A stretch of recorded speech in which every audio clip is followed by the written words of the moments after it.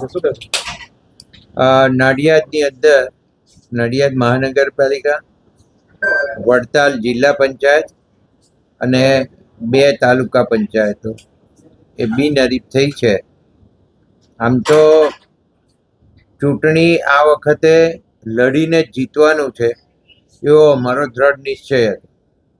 અને જ્યારે નીતિનભાઈ પટેલ સાહેબ સરદાર પટેલ સાહેબના જન્મસ્થળ ઉપર આવ્યા ત્યારે પણ મેં બધાને કહ્યું હતું જ કે આપણે ઇલેક્શન બિનહરીફ કરવાનું નથી.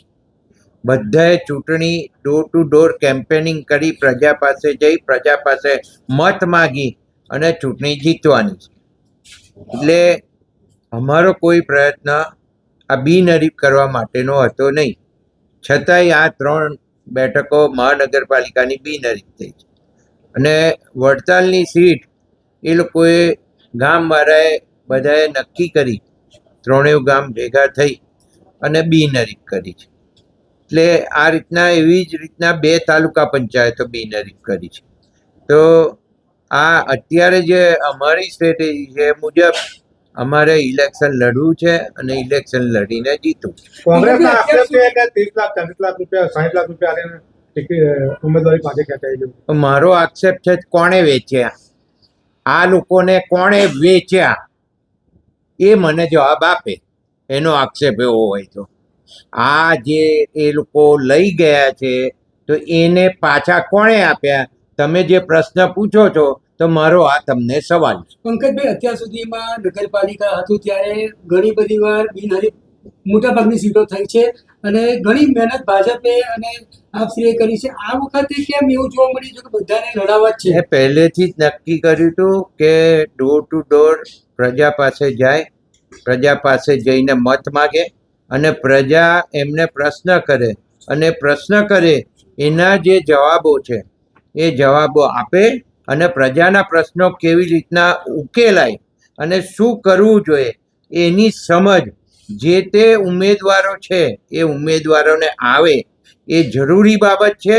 એટલે જ મેં પહેલેથી નિશ્ચય કર્યો હતો કે બને ત્યાં સુધી કોઈ બિનહરીફ થાય નહીં. અને મેં જાહેરમાં પણ કહ્યું હતું કે આપણે બિનહરીફ કરવા માટે સીટ કોઈએ પડવાનું નથી. પંકજભાઈ, મહાનગરપાલિકામાં કોંગ્રેસના જેટલા ઉમેદવાર છે એમાં એવું પણ કહેવાય છે કે એ ઉમેદવારો પંકજભાઈના જ છે. ઉમેદવારો મારી પાસે છે નહીં. ઉમેદવારો એમને લઈ જવા પડ્યા, સંતાડવા પડ્યા અને પ્રજા જાણતી નથી, પ્રજા કોઈને ઓળખતી નથી એવા આ ઉમેદવારો છે.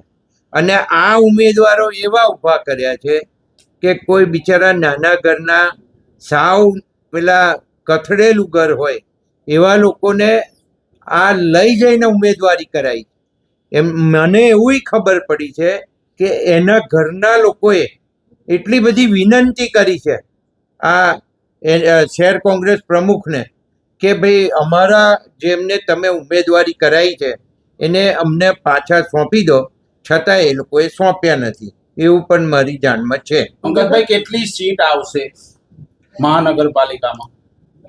આજે ફોર્મ બધા ભરાઈ ગયા છે અને હું અત્યારે એનું અવલોકન કરવા બેસીશ અને પછી મારી સ્ટ્રેટેજી નક્કી થશે. અને ભારતીય જનતા પાર્ટીની સ્ટ્રેટેજી તો છે જ.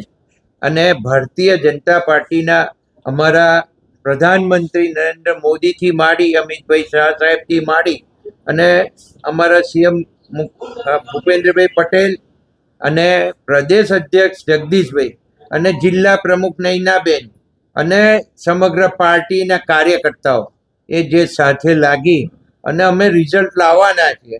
એની અંદર હું અત્યારે એવું માનું છું કે લગભગ 46 કે 48 સીટ 100% આવશે.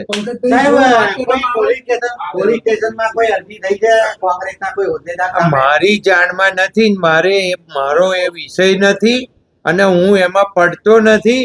એટલે જ મેં પહેલેથી કહેલું કે મારે કોઈ બિનહરીફમાં પડવું નથી અને હું ક્યાંય નીકળ્યો નથી અને હું ક્યાંય એના માટે જવાનો નથી, આવું સ્પષ્ટતાથી મેં કહ્યું. પંકજભાઈ, 30 વર્ષમાં પહેલી વખત કોંગ્રેસે 50 ઉમેદવારોને મેન્ડેટ આપ્યા છે. આપની આ કાર્યકાળ દરમિયાન આ પહેલી વખત થયું છે. 50 ઉમેદવારો આપ્યા હોય તો 50 ઉમેદવારને એમને સંતાડી રાખવાની શું જરૂર પડી?